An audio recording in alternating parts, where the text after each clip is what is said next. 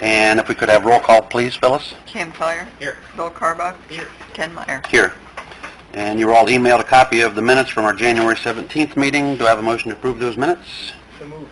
Second. Motion and a second. All in favor? Aye. Opposed, the same. Thank you. Okay, so we'll bounce down to Jeremy's items, and he has a couple things. First would be ADA compliance annual review. And just briefly go through our annual review process that's required by state and federal highway. It's really the same format that we went through the last couple of years. There's just some changes we're going to have to do in the program in 17. Probably not some real popular changes. They've changed the standard so much in the last couple of years that how we've done these in the past is we've rated the ramps red, yellow, and green. Red obviously being the ones that are not even close to compliant. The yellow is questionable, needs some adjustment, whether it be asphalt or detectable plate or whatever. And the green is obviously the ones that do comply with the standards.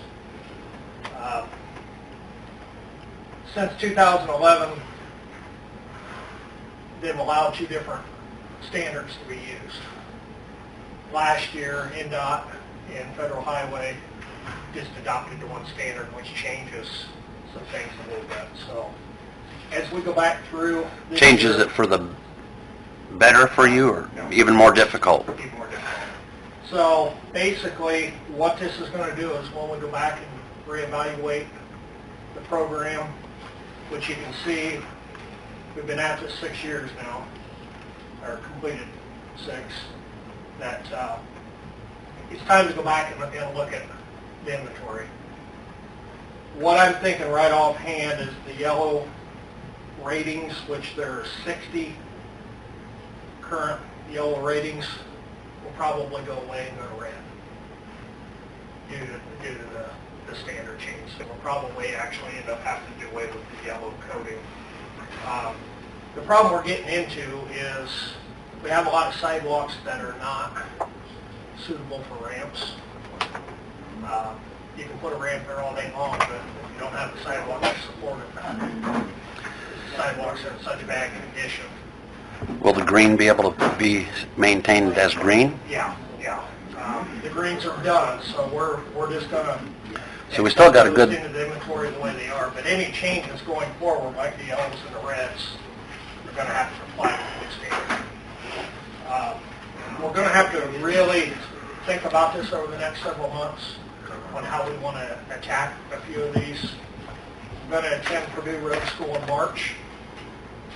We go through ADA every year at Purdue Road School, and it gives us an opportunity to talk to some of the other communities that are running into the same thing. At budget time, we may need to add a line item into the street department, more so to address some of these sidewalks and ramps, so we can continue to comply with the standards. Because if we just put the ramps in now without the sidewalk to support it, that's going to get us in trouble a lot quicker than not even doing the ramps. How far back are they requesting you to go, Jeremy? What's that? I mean, if you put the ramp in and the sidewalk is in terrible condition, how far from the corner or from the ramp would you have to go? Some of it's 15 to 20 feet, some of it's the whole sidewalk. Yeah. We've done the 15 or 20 feet with no real question, but when you start having to do the whole entire sidewalk, sometimes it gets you into some questionable things with the public, sometimes it doesn't. But we need to still maintain our 16 ramps per year to satisfy for the Federal Highway and NDOT. Because if we don't continue, then, they can come back on us on all our federal aid money. Can we use some of that low special distribution for that, Jeremy? As long as it's tied to ADA.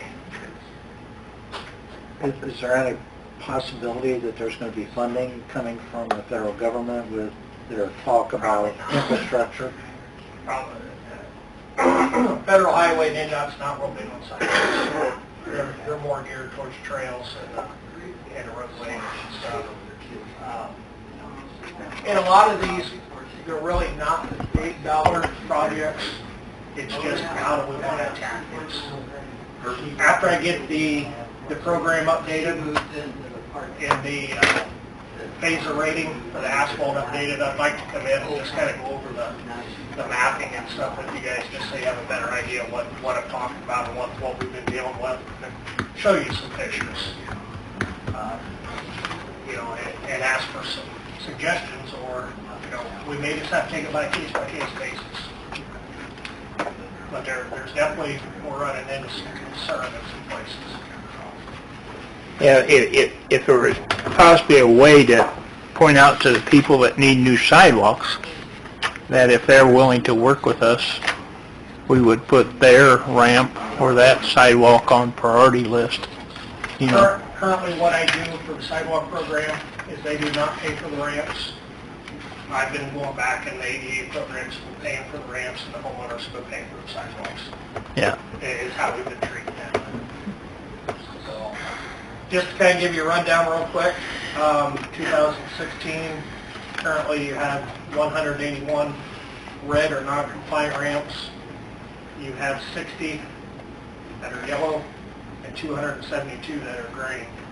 If you go back all the way to 2011 to 2016, you can see we have made some headway. Oh, yeah. Good headway. But there's still some, talking with Woodworth from Federal Highway, he's pretty much a stickler. He wants to see more and more and more. So, just real quick on the inventory, we have more green than last year, right? Oh. Is that a typo? Oh, that is a typo, sorry. No, I'm Sorry, trying to make sure Yes. and that would have been coming, from both categories, shifting from Yes. red and yellow to green. I will have to correct that and get it back to Phyllis for the record. Thanks for catching that. Yeah. Did we go down in red, or did we hold our own? No, We've been holding our own in the red. Okay, but it's decreased in yellow. It's decreased in yellow, correct. You still have 16, so basically what I need to do is just go back and change that. yeah. Just the bottom little caption, something I need to read to get into the record is, City of Decatur has received no complaints for barrier removal or ADA complaint, Title VI complaint. Anyone that has a request to remove a handicap ramp may contact myself, and I do list the email address. Is there any questions or concerns? The public No. Thank you. Thank you. I ought to make this a matter of record. Yes, we do. I'll make motion to make a matter of record pending the changes to To the green? the 2016 totals. Got a motion? Second. And I got a second. All in favor? Aye. Opposed, the same. Thanks, Jeremy. I received, and so did Jeremy, a letter from Dwight Pierce about his pending retirement. And I'll read that at the council meeting, but his retirement will be effective March 31st, 2017. So, do you have a plan in place as to how you're going to advertise for that, or? Dwight and I have been discussing a couple different things. Just to kind of back up a little bit, 20 years ago, or 20 or 22 years ago. The numbers don't show jump. Anyway, Well, maybe he's done Dwight more than joined the 16. city as a forestry person. 16 just the mandatory. Dwight's done some pretty amazing work. He has? Pretty nice projects. It's very worthy of Having the issue, and yeah. having a person because of the amount of trimming and planting and such that he does for the city. We comment about it every time we have a bad storm. Mm-hmm. There's other communities that are far worse off than what we are after an ice storm or a windstorm. The question comes about is Dwight has a degree in forestry and such. So you're going to be pretty limited on your applicants. So we need to probably discuss, are we limited to a person with Dwight's degree, or are we going to open it up and hopefully find someone that has a forestry degree? The Dwight shame, only knows of one other person around here, but he's currently working for someone else. I think He it, doesn't know for sure if he'd even be interested. yeah, if we advertise that that degree is preferred or experience. That's, Experience goes a long way. Equivalent experience. Yes. While you're down at Purdue, you might check with the Department of Forestry down there to see if they've got any people coming out of school in the spring that might be interested. Good idea. It is a younger person's position because you're doing a lot of climbing, you're doing a lot of cutting, and that's basically what has Dwight in the position that he's in now. With, you know, he's been saying the last couple of years he's just getting too old to climb, and obviously with these other commitments he has now, he's more focused on his rentals and such, and he just wants to slow down. if you didn't get somebody with a degree in forestry, what would your other option be then, other than to hire somebody that was familiar with buckets and trimming? Well, I The think forestry aspect, where would you get that? We would definitely need to have somebody that's experienced and has some experience in tree removals and trimming and such. For an example, someone like Teamy or someone that has a lot of experience. I understand that, but if that's what you received, the forestry end of it, or the area where Dwight is competent, where would you fill that? Just how would you fill that? Just, is there a way to do that? Would Dwight be willing to Possibly. do some consulting work on the forestry side? Tim just asked a question if Dwight might be willing to do some consulting work on the forestry side or whatever, like, Oh, I'm sure it would be. yeah. And it, Find somebody that could do the manual stuff that he's no longer wanting to do, but still draw upon his expertise. Is that a possibility? Possibly, yes. I mean, I know Dwight's, helped a lot of people with, hey, what's wrong with my tree? Come out and tell them what disease it is, how to treat it, and what to do. I mean, he's been very good at that with the public, so. Yep. We get a lot of calls throughout the spring and in the summer, especially when Yep. it's really, really dry. Yep. Just random calls from people that want to stop by. Yeah. And then keeping us as a tree city, he's done that over the years. He has the annual tree planting, which, so, I mean, there's some things that, if we can get this, I mean, are you prepared to get this advertised pretty quick? Yeah, and that's what I was asking, or another reason why I'm here, because it's not something that you can just go pick somebody right off the sidewalk. But it's still something that we need to move on relatively quick. If we could get someone I'm hired, sure Dwight would come back, Yeah. after the fact and, kind of help out with a little bit of a transition period, but I sure wouldn't want to keep him on all summer to do that. here at the council. There's board order. Okay. You can announce that he's retiring. Okay. Okay, well, maybe let's work together and get it worded and get it advertised and get it published. Maybe we even get it published down at Purdue and some of the other schools that might have this. See what we can get. If we can get somebody hired a couple weeks before he leaves, it would be great, so that he could shadow. But I do need then at the Board of Works meeting to make it a matter of record, a letter dated January 23rd to the Board of Works. I've informed Jeremy Gilbert that I'll be retiring from my position as City Forester on March 31st, 2017 to pursue other interests. Sincerely, Dwight Pierce. So moved.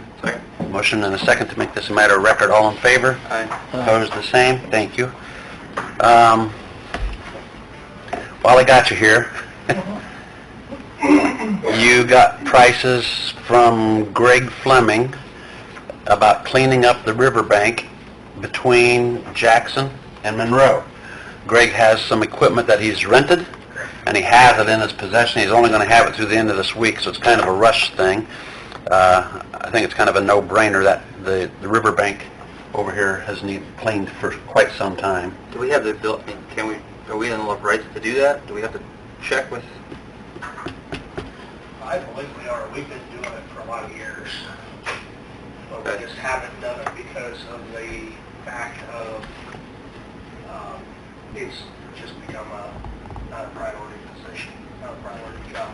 It's more of a stormwater management job because of outfalls and such that are going into the river from our sewer. Talking both sides of the bank? Yeah. It's a pretty amazing piece of equipment. Yeah. Yes, it is. Yeah, and he would be looking to do this Friday after it freezes up, so if no damage. He's looking at a maximum of $2,000. It's based on an 8-hour day, which he doesn't think it's going to take that long. Yeah, so not, kind of a not to exceed couple thousand, $250 an hour. 5 hours maybe. And you can use that, you can do it on that section because there's nothing that big. He would reach down and get what he could get, or maybe a little bit of handwork later on after it freezes up. But we do have some areas of interest that we really need to look at on the sewer, some stuff on maintenance. So those trees are getting so large that we need to get them out. It's more of a maintenance thing than anything. So, if you guys, I mean, I don't really think I need to run it by you, but I'd kind of like to. You're in agreement that we should go ahead and do this? Sure, Okay. definitely. Go ahead and proceed with that, Jeremy. And then lastly, Melissa, I could probably use you on this too, on the Monroe Street streetscape, and council members, if you can maybe come up on it as soon as you can here. Sorry, the only reason I asked about that is because that was an issue when we talked about removing brush, and we were discussing riverfront improvements, and I forget who it was that said there was an erosion control issue by us We're not pulling them off. just cutting We're them. not taking them out, we're just closing them off. Okay. It would be different if you were going through and digging them out, but all he's doing is basically grinding them down. Leave the stump, leave everything in there. Got it. And then what we would do in the spring is, not to go too much into detail, but we're taking control measures to make sure that they don't come back. It's clear. Got it. So it sure look a lot nicer through there, obviously, and it is a maintenance thing. I did talk with Dan tonight, and he said he would pay for it. It was still on. Okay. Good. It's been a couple of weeks, I think now, ago that we had a meeting with Kevin McCrory about the Monroe Street streetscaping. And Tyler, and I think Craig Koshaw, Wiley, were you there too or not? I don't remember. And he brought renderings of what the lights might look like that we're interested in putting out. You can see them pretty clear at the top there. The only difference in all three of those is the arm at the top. Yeah, one's a little curved, one's straight, and one's kind of a doohickey, whatever. Yeah. Yeah, a little difference on the dome itself. They're not cheap. Well, he's kind of revised the price. At first he got us a highway grade price, and then he's backed off and got us just a street grade price. We don't necessarily have to have that highway grade quality, even though it is on a U.S. highway. It's not a, it's not a federal interstate or something. So, going with the street grade light, I believe the price came down to about $4,000, if I'm not mistaken. Does that sound right? It was $6,000. That's what I heard. A little over $6,000, came down to about $4,000 a light, and that doesn't include the installation, which the installation could be up to $2,000. We really don't know. I can't imagine that it's going to be that much, personally. If we have everything all pre-wired, so that all you have to do is, run the wire, set the post. Of course, it doesn't include the bases, the concrete base that it goes to either, right, Jeremy? Basically, what you would do is, concrete base would probably be about a yard and a half concrete, which should be $160, $165 probably. top of that. You know, pass that around. Anyhow, after we kind of looked at it, and, you know, we're talking about doing from the bridge to 3rd Street, and right now I think we have 8 or 9 lights out there. And in talking to Kevin, they said once they run a luminescence study or what? Photometric study, that the lighting that we have out there likely will not be sufficient, that it's going to take more lighting to comply with the federal highway. He thinks we'll probably need 15 lights out there, about 5 per block, and then kind of stagger them back and forth. So looking at the overall cost of this, Jeremy and I, Melissa, we've all kind of talked and kind of agree that maybe, because we don't have, you know, we set aside, I think, $150,000 for Monroe Street streetscape in 2017. So what we thought maybe we would do, and we've talked to Kevin, and he's fine with this, and we just have to put it out to bid this way, and that it would be to do from the bridge to 1st Street, the one short block this year. Any unused funds that we don't use this year, we encumber it into 2018, put the balance of the funds, once we have kind of a total projected cost, because we're talking about all new concrete sidewalks, rewiring all the light wires, and possibly some water lines. I was going to say, are there other underground utilities that... We're still looking at some of that. There would need to be some adjustments that would be paid out of, more likely out of the utilities, unless it's a really big dollar item. Probably just more some maintenance things. The photometrics did come back to 100-foot spacing today. Did it? After you and I had talked, Okay. I was talking back and forth. So how many does that put us at then? He's still kind of sticking around at 15. Okay. That's why you're out there with the... That's why I was out there measuring. That's right. Now, it's so inconsistent from the bridge to 3rd Street. Some places you're 80 feet, some of them you're 100, some of them you're 130, 137, so on. Right now, currently. Yes. So basically what he's doing is making it more consistent. 100 feet from there to 3rd. You come down 2nd Street, you're 80 to 100. So once we get to that point and you head down 2nd Street, I don't think you're going to see any additional. It's just getting all the voids and stuff cleaned up along Monroe Street with additional lighting. In that first whole block or so, you're only going to have a few lights.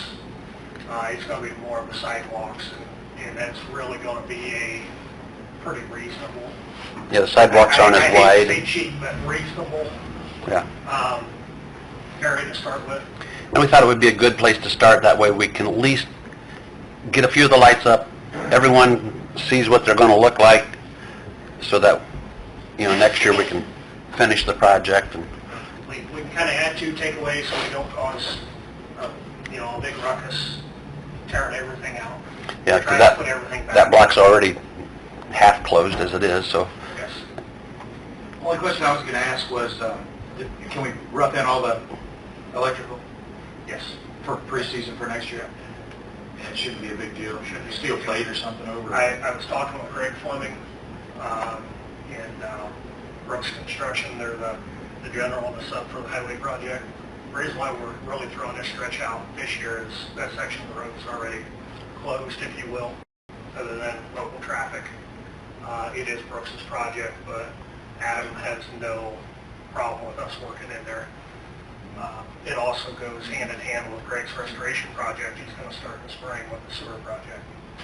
So whatever we're tearing up now is all going to be put back and all seeded and all taken care of. I think you're going to see a big difference in that block. We may want to look at some wrap around the corner on First Street, depending on how much money we have left, just to kind of help tie everything together. But you're not looking at a whole lot of money in this little first phase that we're working on. I may have missed it, but when do you think of starting this at the bridge? Brooks would like to see us out of there by the end of May. Now, if it's a little after that, it's not a big issue.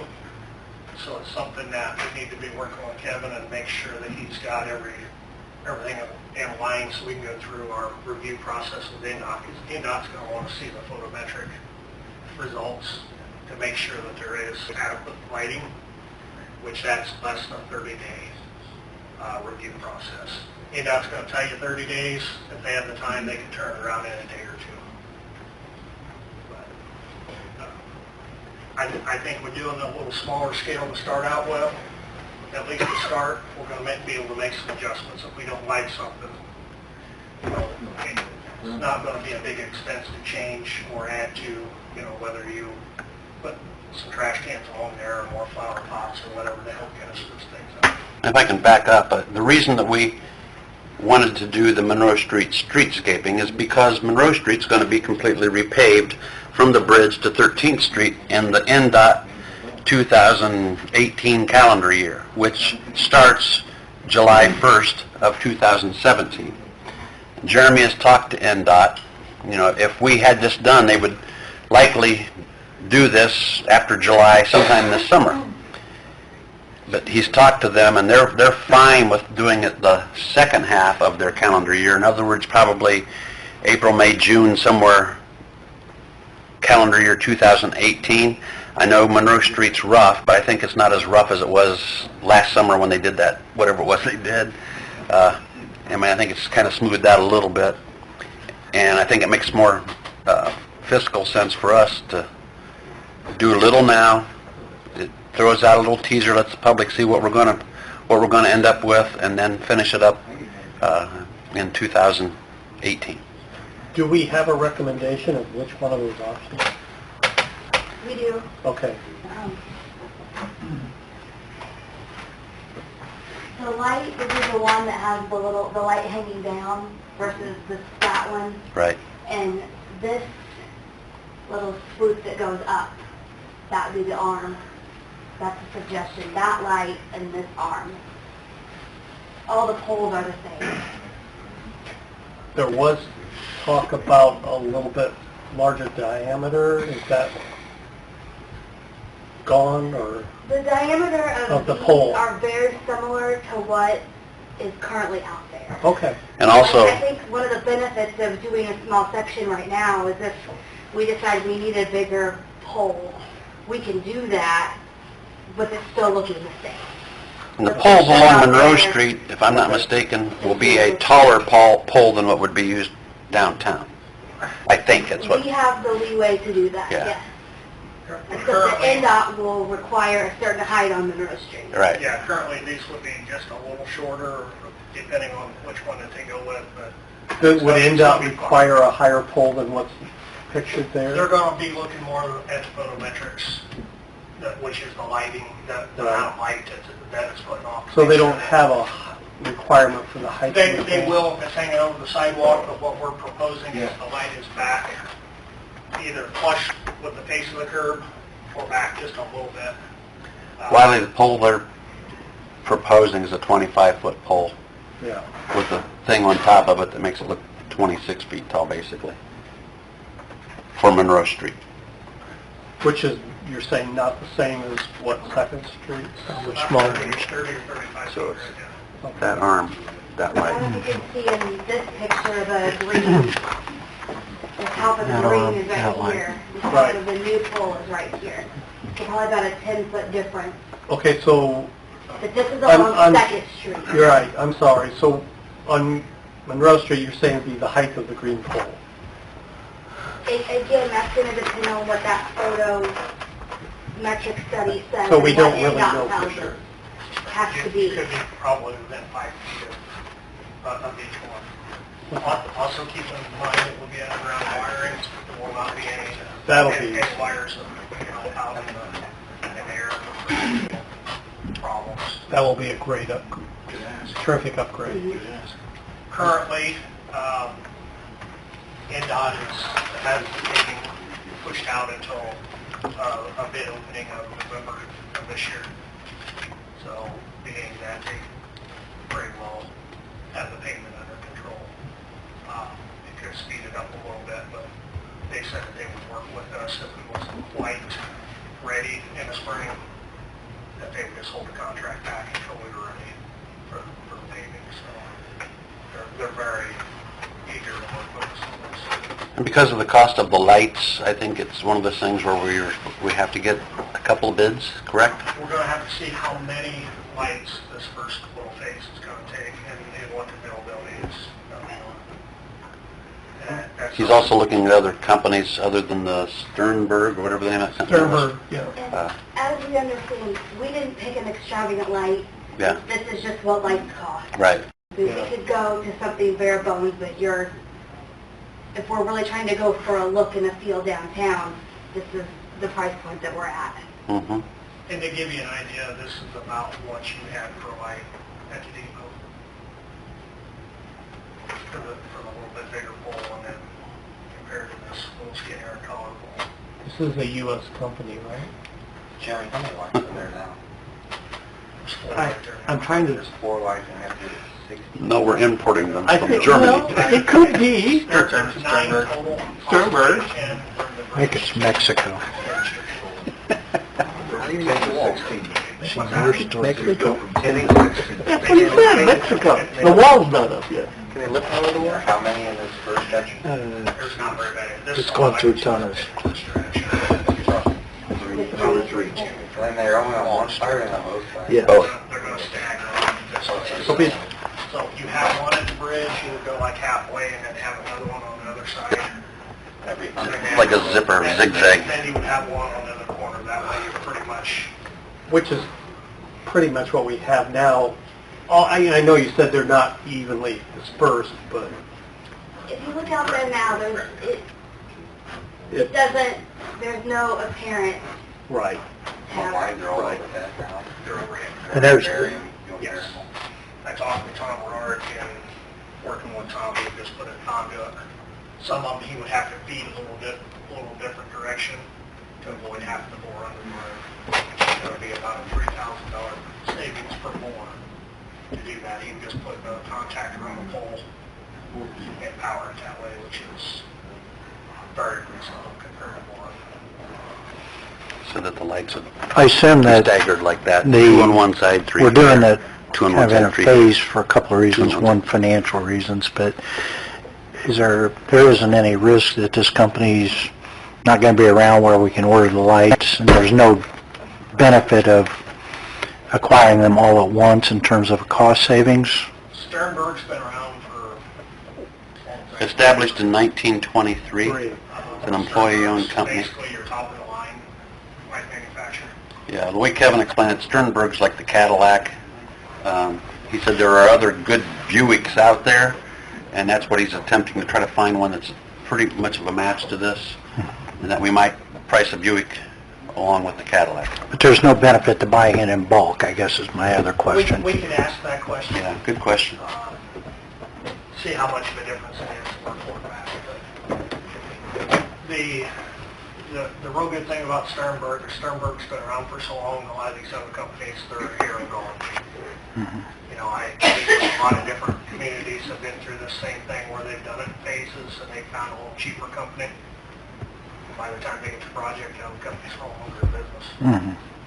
You don't happen to know what these lights company they came from. What's that? The lights we have, you don't happen to know where they came from. No, I don't. I can ask Tom. He said, It's not a big deal.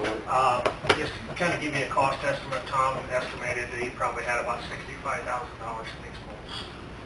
So, when they put them up many years ago. That's been a long No time. longer ago. So, And we were just happy to have light poles back then, probably didn't worry about what color or anything else they were. Al? After hearing this, is Second Street compliant as far as how far the poles are apart and stuff? Well, that's not a U.S. highway, so Yeah. it's not as big a deal there. But it was, so I'm sure it is. Yeah. It probably was Yeah. at the time when they were put up, Right. when it was a U.S. highway. So the rigs must have changed since then. a little bit. What we would do is when we got to Second Street, it was still do a photometric study or Second Street to make sure that they're... But these will Did they be, pay for those lights or did the state pay for the lights once? Remember? I don't know. how long they been there? 20 years? Been there? Long time. 15? At least, yeah. I can't imagine the state would pay for on Second Street. They paid for a lot of it. Unless it was a grant. Yeah, I've checked It's no big deal. I've checked on funding, and whatever. We've even checked with like the utility company, like AEP. I was at a mayor's conference, and some of the other utility companies around the state that aren't using AEP, I'm trying to think of the name of the companies, they have programs where they'll help fund for streetlights like this. AEP does not.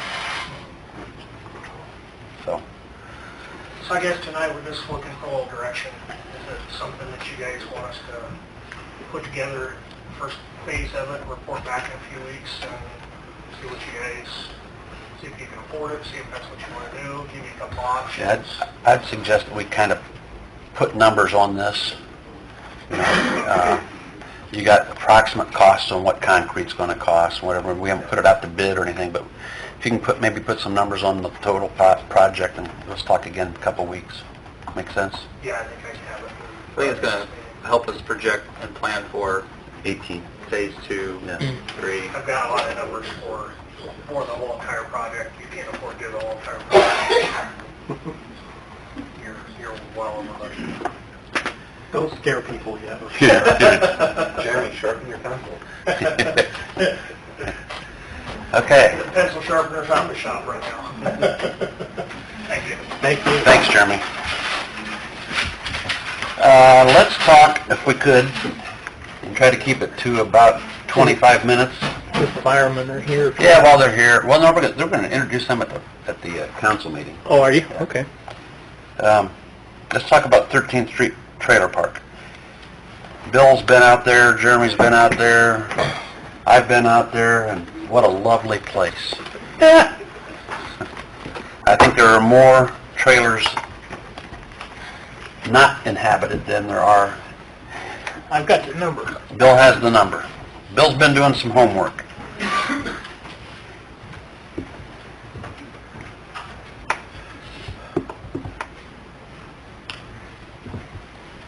Okay.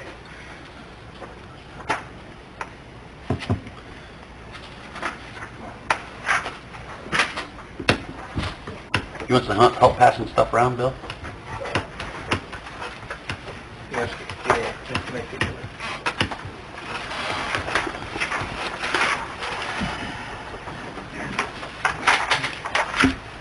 Fine job, Bill. Thank you. Thank you, sir.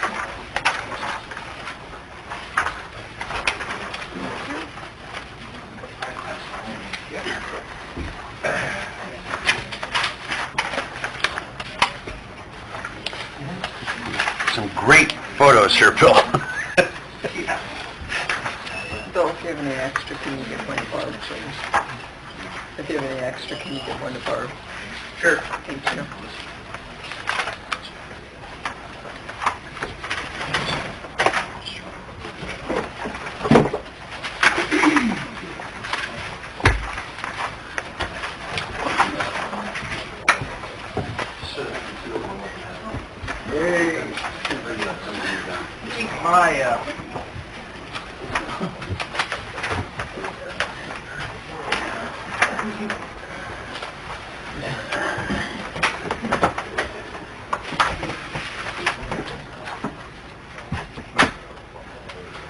Okay, my comment, or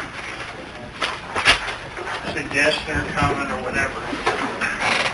In the first sheet, it shows you the owner of this trailer park is down in Cutler Lake, Florida.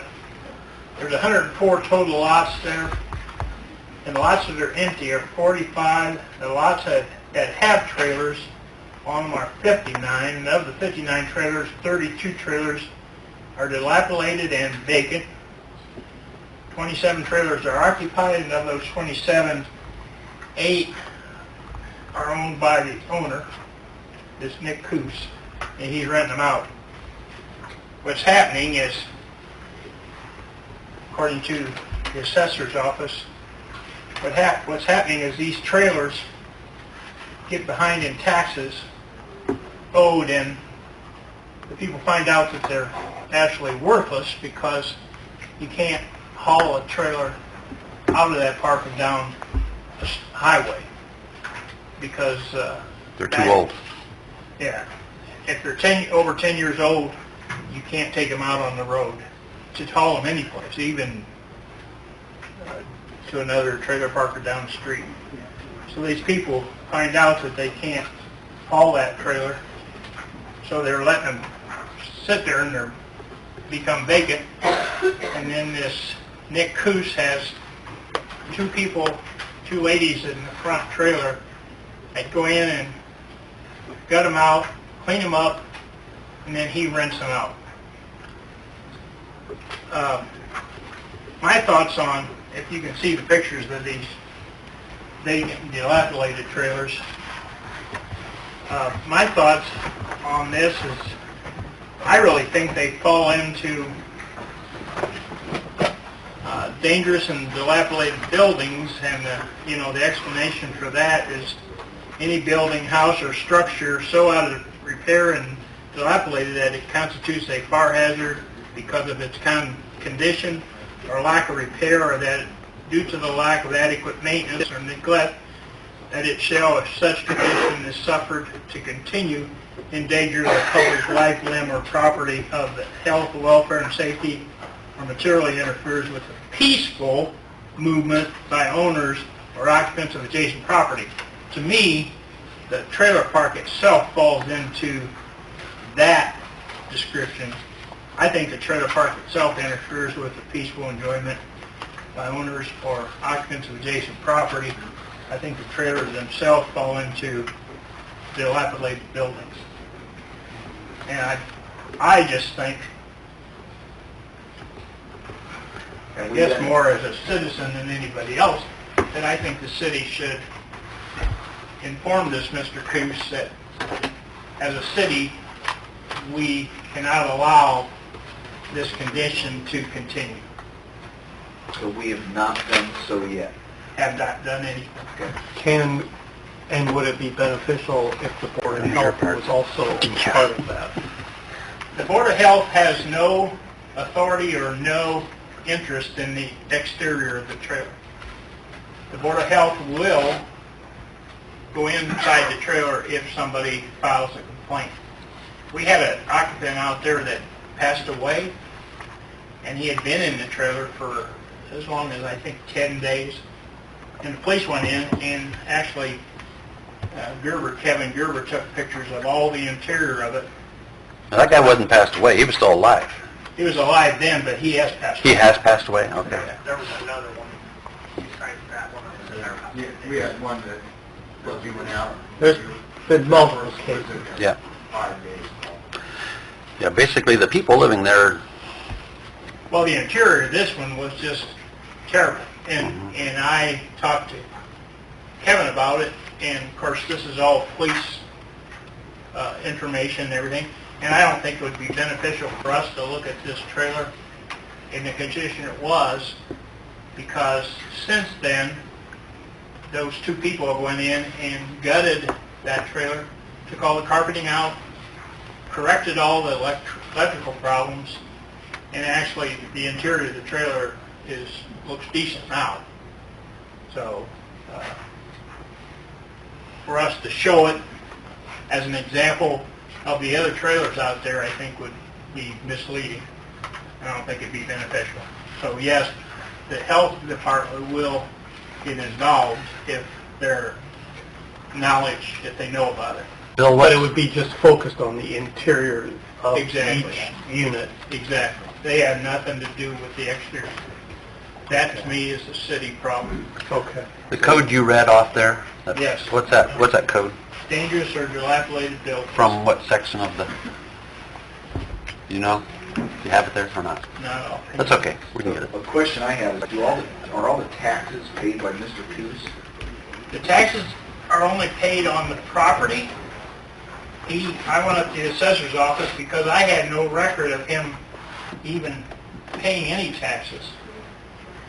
We didn't have it as far as looking up on our system.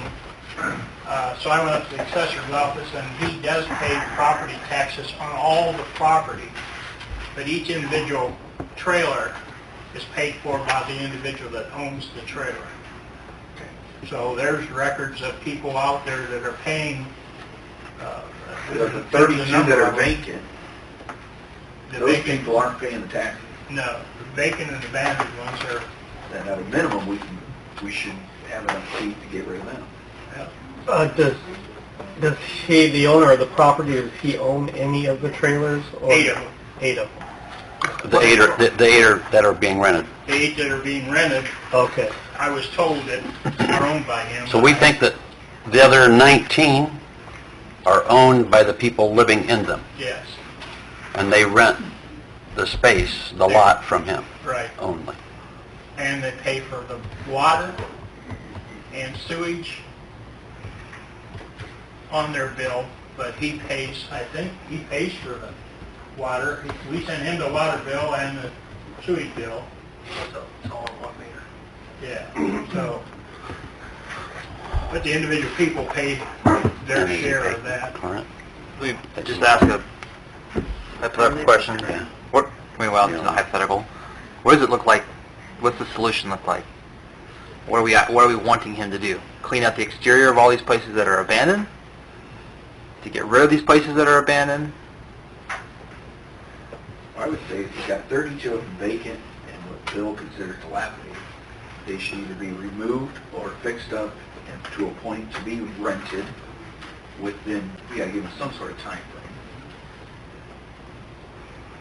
I don't even think they should be fixed up. They're old trailers. Look at the pictures. But you said you just have them go in and redo one of them and it's now rentable again. That was being lived in. These pictures I have, that They I all took, look bad.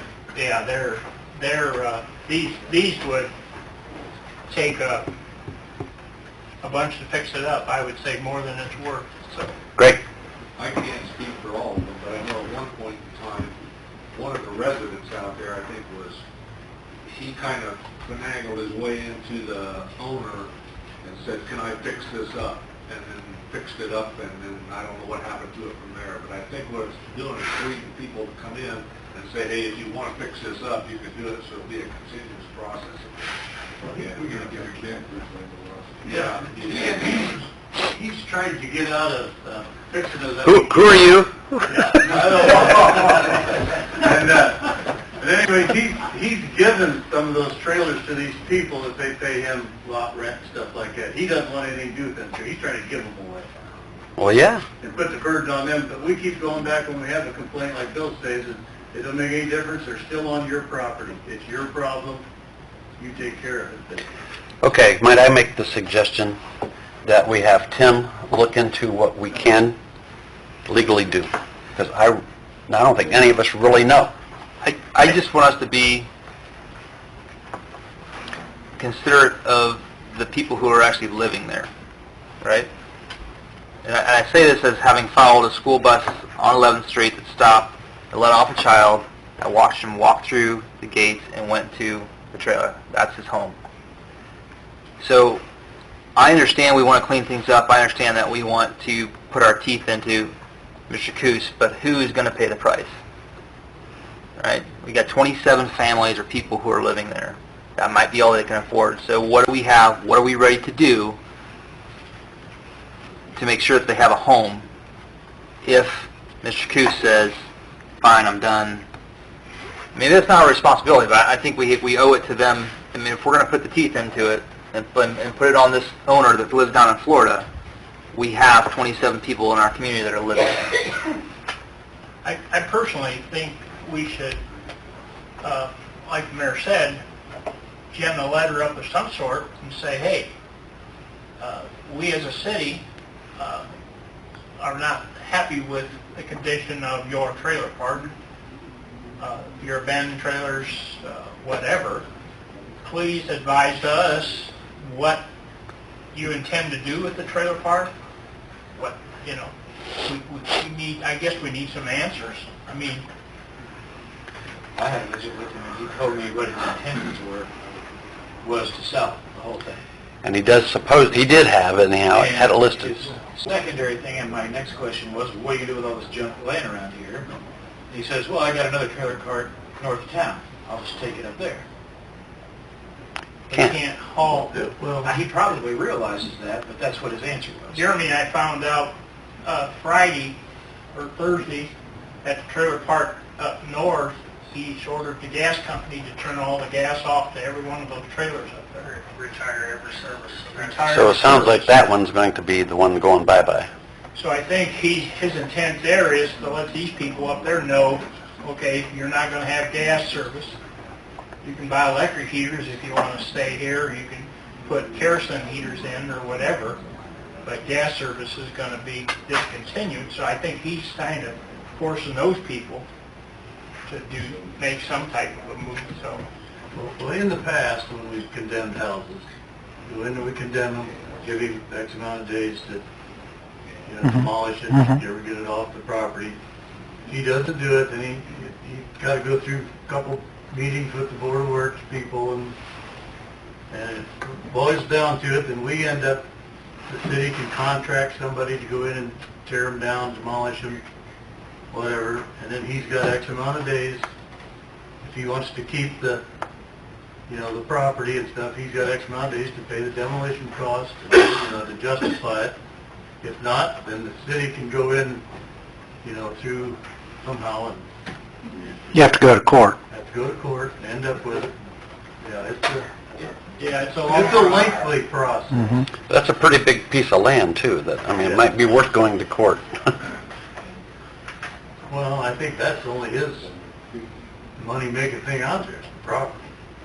And he might, if you forced him, he might pay once the demolition's done, just to keep the property. And it'd be more marketable empty Yep. than it is the way it's sitting. For sure. But it is a lengthy, it wouldn't surprise me it'd be a year plus, time you get through all the... Easily. I agree with the mayor, and find out through Tim what we can do, and with Cam as well. Let's first focus on the 32 that are empty, not the 27 that are occupied. I'm not necessarily saying that. I think you need to focus on the whole property. yeah. But my point is that if our position is because we don't like it and it looks bad, and it's offensive to our eyes, what are we going to do? We have to be prepared. I think we need to be more concerned about the fact that this is the home of 27 families. But I think also concerned about, yes, but the interior of those homes, what kind of conditions are those? But we don't know that. I We know. can't speculate on that. Well, I know. Through past experience, Yeah. Well, they're not any better than the ones that are empty. Yeah, and that kind of exterior environment, you're not going to have any better interior. if it were not a trailer, but it's simply an abandoned home, and at what point does the city have the right to go in and inspect the property, both along with the health department as well as fire department? And do we have to receive complaints from surrounding property owners? Do we take the initiative? In the past, how has that been handled, Roger? We can easily get in all the empty ones. We can just get hold of that cost and say, we can just look at these, they're all uninhabitable, they're going to... Well, and that's the first step. If you're going to do anything legally, Jim, what were you there gonna has say? to be some... Whenever one of us would get a call, we get a EMS call or fire call, we go out there. Once we got in the door, and if it was like that, then we would just call the Board of Health and everybody else. Okay. At that point, then we got... Okay, that's where it's occupied. What I'm saying is if it's an unoccupied, abandoned or vacant property, unless we have some kind of a complaint or unless we can physically see inside the premises and determine that it poses some type of risk, a fire risk, some hazard to the public health and safety. A lot of the windows are boarded up, the door, you can, no knobs on them, they could be easily kicked in, so you can tell they're pretty well stripped down, they're uninhabitable. Then at that point, we may have some recourse under the code. I think we have provisions in there that we can put the property owner on notice that they have a certain period of time to either renovate the property or dispose of it, and if they don't, then the city can exercise certain remedies. You have to go through procedural steps to do that, and that's what Roger was alluding to earlier, is that it's going to take time. You have to go through an administrative process first, and then you get into the legal system. Well, my thoughts are, I think we should start it. Because the place is not going to get any better. Nope. And if we don't let him know that we're dissatisfied with the property and don't get any comment back from him, he's going to sit down in Florida, fat, dumb, and happy, and thinking, well, everything's fine, I'll just keep getting my rent and paying the utility bills and whatever. So I don't know. I think that he should be notified, first of all, that we're not happy with the whole. Well, he's got numerous letters from the health department. When we go out there and look, typically we go in because it's living conditions. And if I understand it right, he's up here quite a bit, right? Well, he does make trips. 10 days a month. Huh? He's here 10 days a month Yeah. to take care of Huntington and this one and the one up north. These two in Kenya. My suggestion is we call him into the Board of Works and ask him to show up and explain what his plans are. And tell him what we're feeling. That might be a good He'll idea. tell us it's a socioeconomical issue that... Sure, you know exactly. Because I've already listened to the speech. Right. Unless we start the ball rolling, we're going to have this look like this forever. My heart is out with the same feelings that you're thinking, Cameron, and I go along with that. Yes, we're going to need to find other places for these folks to live. Yeah, I'm not saying we don't proceed. I'm just saying that we need to... Have a plan. And again, is it our responsibility to do that? No, but do we need to hook them up with the resources, the right place, so that they do have adequate home? No, the neighbors, see a couple of them get tore down. Your thoughts?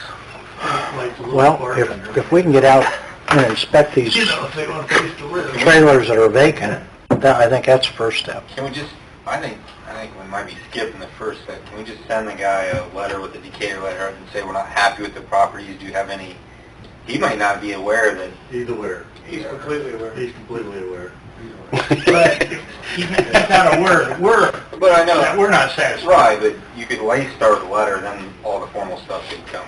Well, every letter that the health department sent, the city has mentioned it, that we've been there right with, side by side with the health department when they had an issue. But I think he's very Craig, to your aware. point, I mean, there's no we know he's going to be here 10 days a month. Yes. That means he's going to be here on a Tuesday. Yep. Why not, in that letter, say... Let's write a letter and invite him to Board of Works and ask him to show up. Okay, let's do it that way. Tim and I can draft a letter together and... Explain it. And advertise it before that if somebody wants to come from the general public to voice their concern. I don't know, we want to gang up on him. I think we want to have an honest conversation. Anyway, you can put this to a PowerPoint, Bill? to where Sure. we could show it on the screens and just say, this is what we're dealing with, Mr. Coos. Well, maybe, How we can fix this. maybe with some help from Melissa. Yep. Is Is that they're having a party? You know where he lives? that- I would say make it aware Miami. before he starts going in the house. Okay. All right, so from what I've gathered here is that together Tim and I will draft a letter, maybe the both of us can sign it as the mayor and the city legal department, to Mr. Koos, whatever his name is, Coos. and In Color Bay, Florida. advise that he might attend one of our regularly scheduled Board of Works meetings and work through this with us before we proceed to other steps. Sound right? Okay. Thank you, Bill, for taking the time to do that. Appreciate it.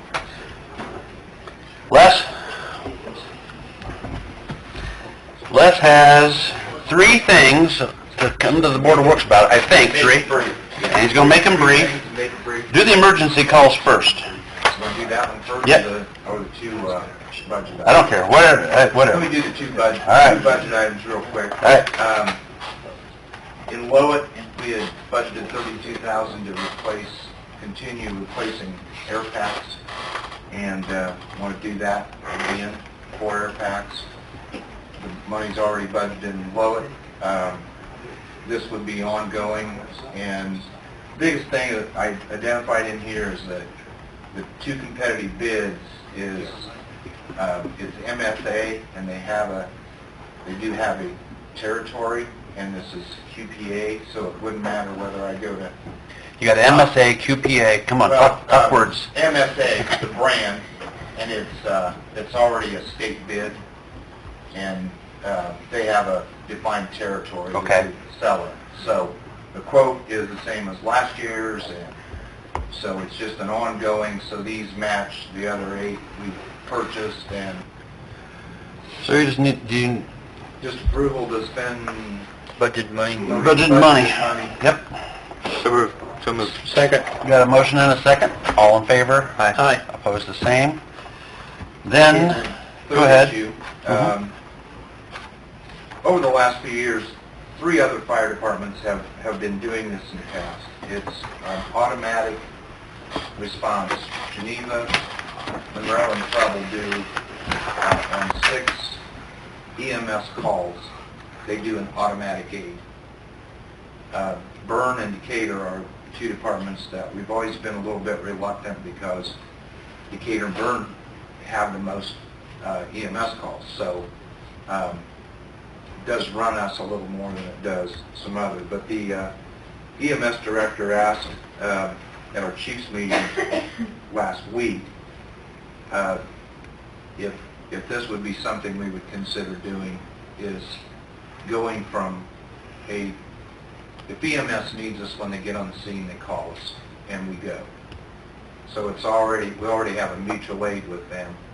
On motor vehicle accidents, industrial injuries, or industrial accident, cardiac arrest, stroke, breathing difficulty, and unresponsive, they would like to make those in Decatur and Byrne automatic aid versus the medics getting on the scene and now they're in CPR and now they need help. So now there's a delay of helping humans. So we're making about 50 to 60% of these calls, but we're making them 10 minutes later when EMS gets on the scene and it's like, okay, we don't have enough bodies.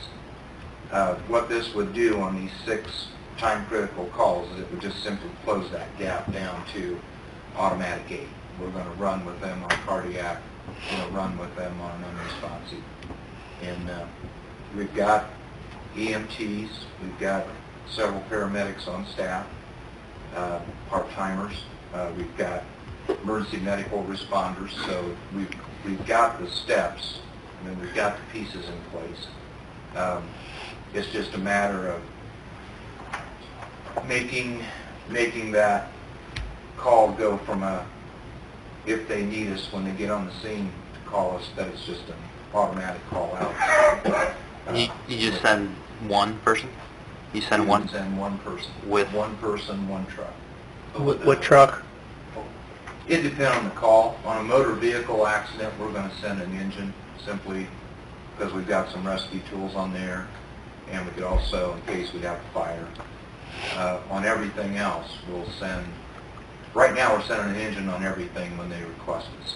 But the new grass truck, that would be my intent, would be, it's a little smaller, it's a little less money, it's a little easier to get around. So the new grass truck would then become like the first responder truck. It would run on everything but a motor vehicle accident. Preble, Monroe, and Geneva are already doing this. They're already doing this, and you know, on the average, like Monroe probably runs about 60, Geneva runs about 60 to 70 of these calls. We ran 51 med calls last year by request, and probably 40 of those would have fit into this. Byrne wants to jump on board too? And Byrne is going to jump on board also. And, you know, it's just, it creates consistency with dispatch because now there's not 3 departments that get dispatched one way and 2 others that, well, do we or don't we? And so it would really kind of just clean up for EMS.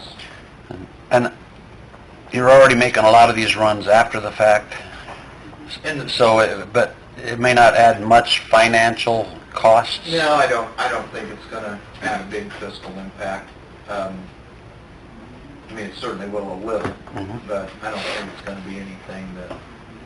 If it saves a life, it's well, worth it. and you know, I think that's probably the big thing is if we could be there when they get there.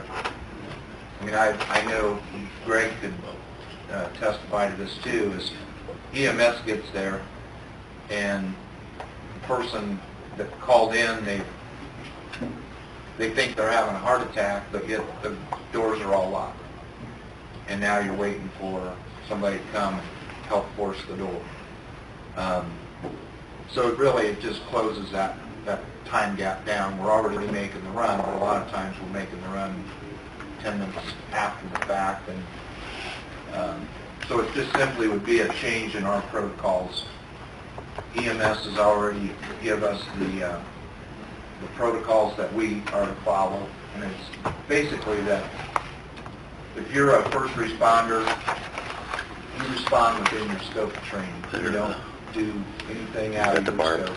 And we've got people that can do from a paramedic level, if they're the one that responds, down to pretty simple help with CPR. And the new CPR, about 10 minutes. Anybody that can do it for 10 minutes, they're pretty tough, because the way we do it with just the compressions now, it's, for lack of a better word, it's an ass kicker. It really is. So the more people there that can trade off and do their CPR, and then you just keep rotating people. And sometimes they're without, they got a critical patient and nobody to drive, nobody to get them to the hospital because they're both tied up. So these are just those little gaps that we would like to be able to fill. Greg, do you respond to those? Some of them, but not necessarily everyone. I know I was with you and he mentioned about they have nobody to drive the ambulance because the guys are back there working. I remember Lenny drove the one time that I was with him. But I would almost think too, though, I don't want to cross anybody's things here either, but it's almost like the EMS is short. So it's like, maybe we should be looking at that end also versus...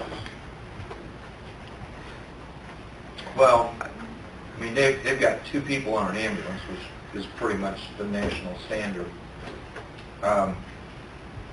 And they'll call, I mean, if they're sitting with one ambulance in Monroe, and we have a cardiac arrest north in Decatur, they're gonna call us right away anyways. But if we had this standard auto aid, it wouldn't be a dispatcher going, do I call station 1, don't I, or who? So this would just clarify that. Well, they've added another truck, though, too. Yeah, they've added a 3rd truck. Correct. But there was one accident Saturday in Monroe's area. All 3 ambulances were there, and all 3 ambulances from the county. Has he asked for permission from the board? And so now Wells County is our ambulance. I would say yes.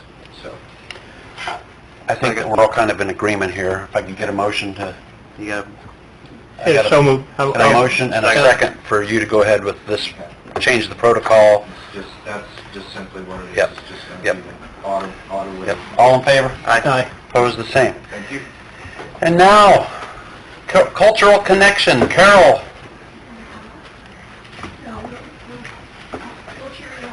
Yeah. Melissa, turn the mic on. I don't think the mic's on. We have to be quick, so go ahead. Oh, we got 15 minutes. And you're the last thing, so. Carol Macklin and Jean Porter-Brunner are with us this evening on behalf of the Decatur Cultural Connection, and I'm going to hand around these sheets to everyone. Absent from the group tonight are Amy Gay and Alex Mendez, who are also part of the Cultural Connection. We can move down first.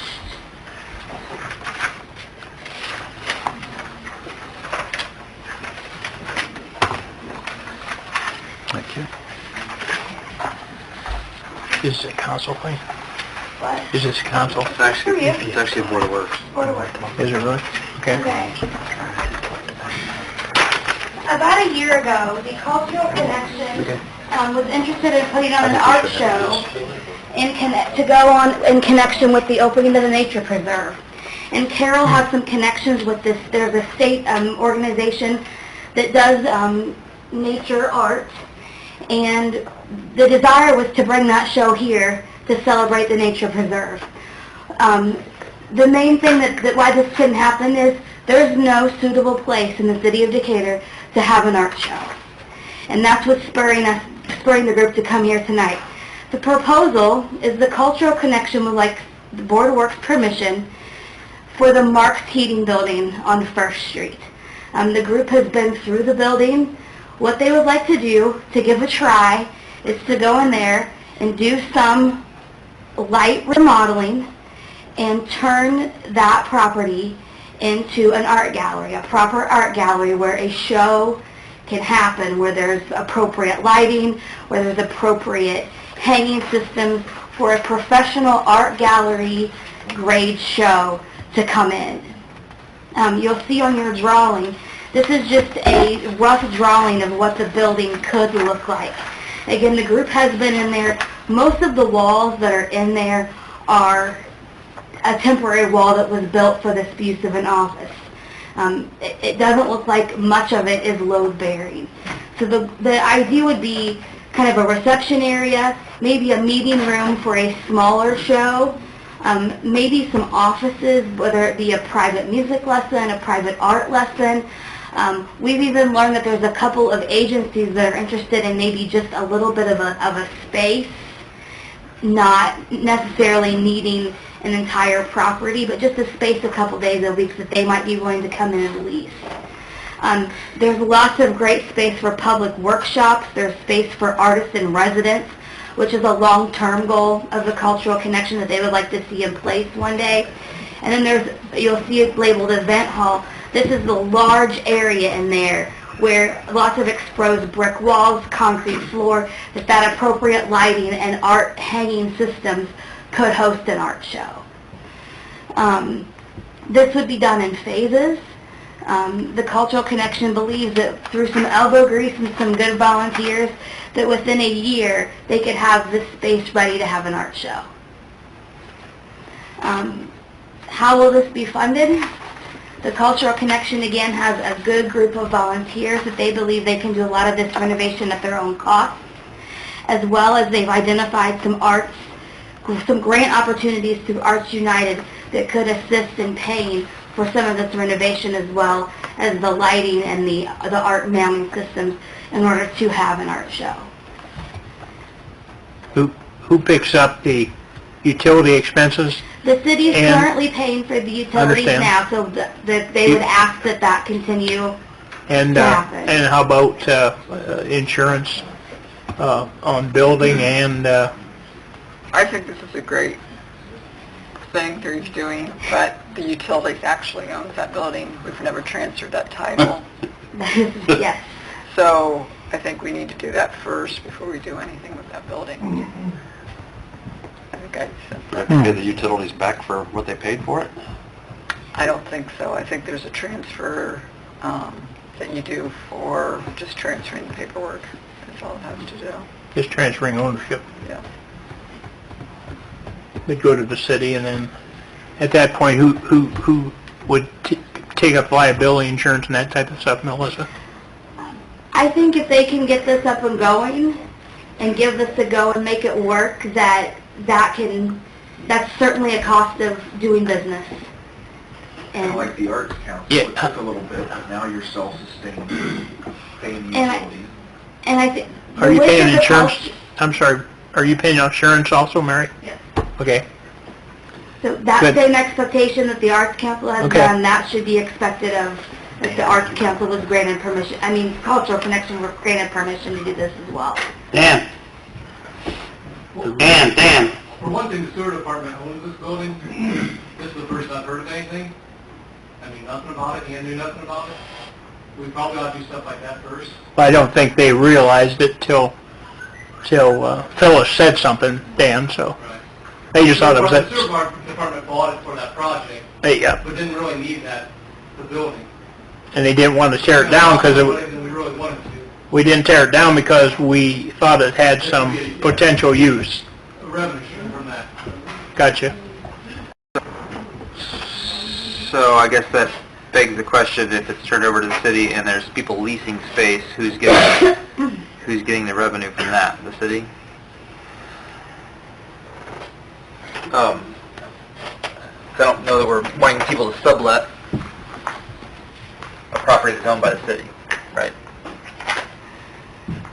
I know when they first started talking about this building, not taking it down and Yeah. eventually use it for something, I think maybe Biggs was looking into using it. The insurance company just said, make sure we know that you're leasing it if you plan on leasing it out to anybody. Right. Yeah. I mean, I completely agree that an art gallery is definitely needed. I'm just concerned, obviously we gotta get the transfer piece first, but how much, I mean, do you have any idea how much would be invested in this property? Given that we don't know the long-term plan for it. That would be my concern. And is there a habit? I think that tonight, you kind of threw out the teaser. And I think that everyone up here agrees that it's kind of a cool idea, okay? But now I think maybe we need to talk to the utilities. We need to put more numbers to this, you know, and maybe come back again. Roger? Well, so you find out the extent of the remodel work. I mean, according to the state building code, once you change use and occupancy in a Class 1 structure, it needs to be submitted to the state plans, you know, architectural drawings or plans of it, or what the extent of the remodel work is. Until you got really know a handle on that. Now, a lot of the permitting and stuff like that might be, I know the federal government buildings are exempt. I don't know about the local government buildings. So, I'll have to check on that, but So while we like the idea, it looks like there's just more information we need to yeah. gather. And I think that was the goal tonight, Yep. to see if this Absolutely. was something that was desirable, and then address all these other I points. think we like the idea, no doubt about it. So, Carol, Jean, you got any comments? I think that we were fully aware of permits and state and whatever, lots of details that have to be worked out. I think our goal tonight was to just simply present the idea, find out where we stand with the city in terms of the idea. And we were not aware. That they- We were not, we certainly wouldn't have taken direction. Understand. But after utilities go to the city, then it's a county. Yeah. Okay, gotcha. Okay. Anything else, Melissa, for tonight? Okay. Maybe you can get yourself scheduled back again in a couple of weeks. That leaves us about 6 minutes. Tim, let's talk briefly about... Wait a minute. Greg's got something. Did we want to discuss also the new hiring? I was going to do that at council. Oh, the new hiring. I'm sorry. Yes, I'm sorry. Yes, please. Yeah. We're going to introduce the two new officers at the city council meeting, but at the Board of Works meeting tonight, the final interviews have taken place for the new candidate that we would like to offer the job. And for the sake of, do I mention names? It's up to you. Because if I mention names, then... We were down to 5 names. Had 5 names. They were interviewed by, who all was in that interview again? It was the sergeants? We had our command personnel. We have 3 sergeants, 2 detectives, and the deputy chief and myself, and you had started. But Yeah, I started in the interview and I had to excuse myself with a family emergency, so. we had taken a vote amongst all of us and came up with one. We were all on agreement with. They were all great people. Yep. But there was one that was kind of That really stood out among the rest. And I have okayed, and I told Greg that night, I said, if it's an overwhelming selection among the staff there, what'd you call them, the what staff? The command staff. Command staff, that I would support their decision. So having said that, I would like to propose to the Board of Works tonight that we proceed with the number 1 candidate and offering him that position. That's our feelings, but again, it's up to the board of works. I was going to say, is this something that we can do like this, Tim? Well, yeah, I mean, you're in an open meeting, you can make a decision tonight. The issue is whether you want to disclose the identity, and it makes it hard for you to approve somebody that you don't know. I mean, Right. your recommendation, and then we're approving the recommendation. Well, I know one time too, that Cam had brought up the amount that you were in agreement, you saw no reason why you couldn't go with that type of hiring process. However, rather than have the Board of Works listen to the interviews. No, that's not what we're saying. We're saying that in order for us to say we agree, we have to know who it is. Yeah, No, that's fine. I don't have any problem with That's that. fine. Yeah, I mean, I can tell you who that is, and it's His name is Blaze Brooks. Blaze Brooks.